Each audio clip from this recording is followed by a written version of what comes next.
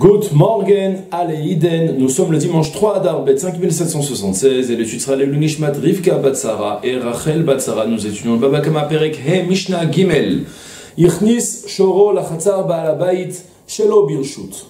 Onigacho Shoro Shel Baal Habayit O Sheneshacho Kalbo Shel Baal Habayit Patur. Nagachu Shoro Shel Baal Habayit Chayav. Nafal Leboro Veivish Memav Chayav. Hayav Yivobno Letocho Meshalem Et HaKofer. Ve'imichnis birshut, ba'al chatzer chayav. Rabbi Omer, bekulan eno chayav, ad she'ekabel alav lishmor. Vous vous rappelez d'hier, on a appris la Mishnah de celui qui fait entrer ses cruches dans la cour du voisin, et on a évoqué aussi dans la fin de la Mishnah, celui qui fait entrer ses fruits dans la cour du voisin, sans son accord, et lui causer un dommage, ou l'animal du voisin lui cause un dommage aux fruits ou aux cruches. Eh bien, notre Mishnah continue dans la même lancée à évoquer un troisième cas de figure, celui qui fait entrer son taureau dans la cour du voisin, et les halachot seront exactement les mêmes. Vous allez me dire, pourquoi cette insistance? On a évoqué le cas avec des cruches, puis ensuite avec des fruits, et maintenant on va commencer à parler avec un taureau. Pourquoi aussi ne pas parler de celui qui fait entrer une caméra dans la cour du voisin, celui qui fait entrer un ordinateur, ou une chaise, ou une montre, ou un stylo, ou peu importe. Ça veut dire, pourquoi répéter tellement de cas de figure? On répondra à cette question dès qu'on arrivera à la fin de la Mishnah. Pour le moment, on explique la Mishnah dans les mots. Alors, on dit comme ça. Ichnis shoro lachatzer ba'al habayit shelo birshut. Il a fait entrer son taureau dans la cour du voisin, d'un propriétaire, donc, shelo birshut, sans son accord. Unegacho shoro shel ba'al habayit. Et il s'est passé que le taureau du propriétaire est venu et a encorné ce taureau intrus. O sheneshacho kalbo shel baal habayit, ou encore le chien du propriétaire, du voisin, est venu et a mordu cet intrus. Alors la Mishnah nous dit dans les deux cas, patour, le propriétaire de la cour, le voisin donc, sera dispensé de dédommager le propriétaire du taureau intrus, parce qu'il va tout simplement lui dire, ton taureau n'avait rien à faire ici. Nagar hu shoro shel baal habayit chayav. Par contre, si c'est le taureau intrus qui commence à encorner le taureau du voisin, alors dans ce cas-là, il devra le dédommager, bien évidemment, comme ce qu'on avait appris déjà, il devra le dédommager en lui payant chatzi nezek pour les 3 premières fois, la moitié du dommage uniquement, parce que, comme ce qu'on avait appris dans la Mishnah, dans le Perek Bet, keren birshut anizak meshalem chatzi nezek, le coup de corne pour les 3 premières fois, quand il est âme, même dans le domaine de l'endommagé, on ne paye que Khatinezek, comme ce qu'on avait appris. D'accord, ça marche? Voilà pour cette première partie de la Mishnah. On peut quand même préciser un petit... Il y a eu une nécessité, ça commence à partir du Tosot Yom Tov et les autres commentateurs qui l'expliquent ensuite, qui répondent. Il y a comme ça, la Mishnah a eu besoin de nous dire 2 cas de figure où l'animal du voisin vient et cause un dommage au taureau. Évoquer le cas d'un taureau, de son taureau qui vient et qui l'encorne, ou évoquer aussi le cas du chien qui vient et qui le mord. Pourquoi tellement d'insistance? On aurait pu prendre aussi le cas il avait un lion, ou il avait toutes sortes d'animaux un peu excités qui peut... Pourquoi avoir... Pour quelle nécessité préciser tout ça? Alors les commentateurs expliquent qu'en fait, il faut savoir, on n'a pas le droit, on est très limité par rapport au fait de posséder un chien. On n'a pas le droit d'avoir un chien agressif à la maison, un chien dangereux. Chez le Gadel Adam Kelevra Betor Beto, il y a un interdit comme ça, de ne pas avoir un chien dangereux à la maison. Et malgré tout, la Mishnah vient et nous dit, sache que quand tu nous fais entrer ton taureau, alors qu'il n'avait pas le droit d'y entrer, si mon chien vient et le tue, je serai dispensé de te dédommager, même si j'avais en théorie pas le droit d'avoir un chien agressif, malgré tout, dans la mesure où je ferme la porte de mon domaine et que ton taureau s'intruse, c'est toi qui es en tort, donc tu n'as rien à réclamer du tout. D'accord, c'était clair, c'était un petit peu annexe, mais c'est en fait, ça permet de mieux comprendre pourquoi la Mishnah est précisée des cas qui pourraient sembler pour rien. Alors, il y a une raison pourquoi. Voilà, pour la suite de la Mishnah maintenant. Nafal leboro veiv ish memav chayav. Maintenant, la Mishnah va continuer, elle va nous parler de plusieurs cas de figure, aussi de plusieurs types de dommages que le taureau intrus pourrait causer dans la maison du voisin. Un autre cas maintenant, donc, Nafal leboro veiv ish memav. il est tombé dans le puits du voisin et lui a pourri son eau. Alors, il faudra le dédommager, lui rembourser tout le prix de son eau. À notre époque, ça nous paraît un petit peu bizarre, quoi. Qu'est-ce qu'il y avait de si grave dans de l'eau? Ça coûte quoi de l'eau? Il faut quand même savoir, à titre indicatif, quoi. L'eau en Israël est, à l'époque, très grave. Les gens ne vivaient que des puits, que de l'eau de puits. J'ai entendu au nom de Rav Zalman Nechemia Goldberg, un Dayan de Jérusalem, le beau-frère de mon Rav, en fait, de Rav Shmuel Auerbach, c'est le gendre de Rav Shmuel Zalman Auerbach, qui raconte, lui, qui se souvient dans sa jeunesse à Jérusalem, que quand en hiver il n'y avait pas assez de pluie, alors on savait très bien que, Chas v'Shalom, en été, tant et tant d'enfants n'allaient pas réussir à finir l'été. Ils allaient forcément mourir de soif, Chas v'Shalom.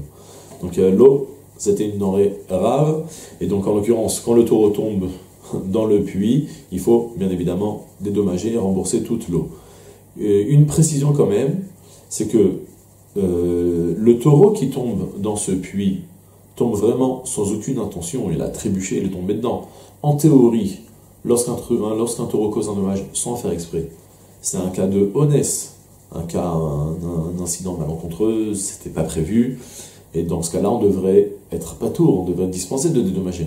Mais malgré tout, là cette fois-ci, il faudra malgré tout dédommager, parce qu'on part du principe que ton taureau n'avait rien à faire ici, et de ce fait, peu importe la manière dont il cause le dommage, il devra toujours dédommager parce qu'il n'avait pas le droit d'y être, tout simplement. D'accord? On continue maintenant la Mishnah en rappelant une notion apprise dans le Perek Revi'i, dans le 4e Perek, le Perek précédent, la notion du kofer. Je vous rappelle rapidement la halachot apprise. Un taureau qui tue un homme, d'abord, est lui-même condamné à mort, sauf s'il tue sans intention. Malgré tout, on avait appris qu'un taureau qui tue 3 hommes, à partir du 4e homme, maintenant, s'il continue à tuer un 4e homme, le propriétaire du taureau devra payer le kofer. On avait traduit ça par la rançon, le rachat. Concrètement, dédommager les héritiers du mort en leur versant la valeur, selon le marché des esclaves, de ce que coûtait leur père ou peu importe leurs proches parents qui étaient décédés. D'accord? Donc ça, on avait appris, c'était la notion du kofer. Alors la Mishnah nous dit maintenant, le même taureau qui s'est introduit dans la cour du voisin alors qu'il n'avait pas le droit d'y être. Et là-bas, il est tombé dans le puits. Et il s'avère que dans ce puits, il y avait là-bas le père ou le fils, ou peu importe, du propriétaire de la cour qui était là-bas. Donc, Haya Aviv Obno Letocho, s'il y avait son père ou son fils qui était dans le puits, d'accord, peu importe, il était en train de réparer le puits, mettre de la chaux dessus pour qu'il puisse bien stocker l'eau. Alors, dans ce cas-là, le taureau qui tombe dedans, le propriétaire devra Meshalem et Kofer, il devra payer le kofer. 2 questions sur ce cas. Premièrement, on avait appris qu'un taureau ne paye un kofer que s'il tue 3 fois. Donc à la 4e fois, il devra tuer. La Mishnah laisse entendre qu'il devra tuer le kofer depuis le début. C'est pas logique. Et deuxième question, à part ça, ça signifie quoi qu'il y a marqué le taureau qui nous dit, la Mishnah nous dit qu'il devra payer le kofer. Et pourquoi le taureau ne le tue pas aussi? D'accord? C'est 2 cas qui manquent. Concrètement, le Barthénois va rapporter la Gemara qui va nous répondre en fait. En réalité, on parle réellement d'un taureau qui a déjà tué 3 fois. Et le taureau n'est pas condamné à mort parce qu'en fait, on parle, comme ce qu'on avait appris aussi, qu'un taureau qui tue sans intention de tuer. Alors il est dispensé il ne sera pas condamné à mort, mais malgré tout, le propriétaire devra payer le kofer toujours. Et donc en l'occurrence, on va parler d'un taureau qu'à chaque fois, il voit un légume au milieu du puits, donc il plonge pour le ramasser. Il a déjà fait ça 3 fois, il a tué 3 personnes. Le taureau, on ne le tue pas parce qu'il n'a aucune intention de le tuer, mais à partir de la 4e fois, alors le propriétaire devra payer le kofer. D'accord? Le Barthénois va nous rapporter tout ça de toute façon. Et ensuite, maintenant, on passe dans l'essentiel une notion qu'on a rapportée déjà depuis la Mishnah précédente. Veim ichnis birshut ba'ale chatzer chayav. Lorsque le propriétaire du taureau fait entrer son taureau dans la cour du voisin avec la permission, alors la Mishnah nous enseigne Baal Chatzer Chayav, le propriétaire de la cour devient lui le responsable, c'est lui qui devient responsable de le surveiller, comme ce qu'on apprenait hier. 3 notions. D'une part, si son bien, donc en l'occurrence, si le taureau intrus, qui n'est plus intrus, puisqu'on rentre avec permission, on va l'appeler le taureau intrus et le taureau du voisin, comme ça on se comprend. Donc si le taureau intrus cause un dommage au voisin, il sera dispensé de le dédommager. Si le taureau du voisin cause un dommage à ce taureau, alors il devra par contre dans ce cas-là le dédommager.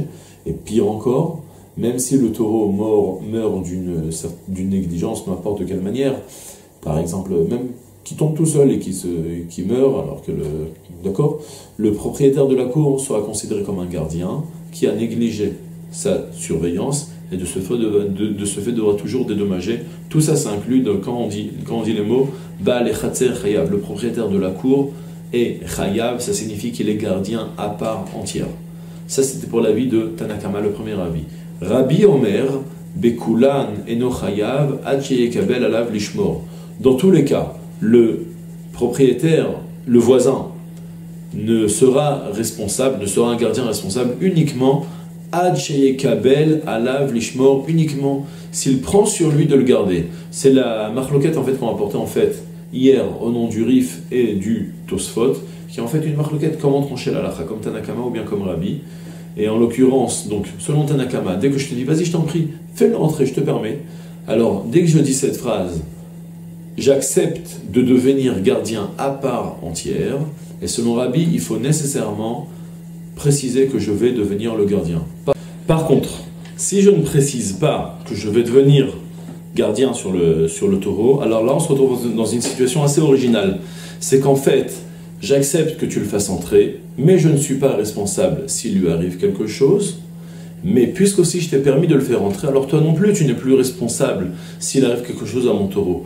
En d'autres termes, il va s'avérer qu'on va être tous les deux dispensés. Si mon taureau encore le tien, je suis dispensé, et si ton taureau encore le mien, tu seras aussi dispensé de me payer, parce qu'en fait on a été birchout, on a eu le droit de le faire entrer sans que personne ne se porte responsable de garder ces deux taureaux.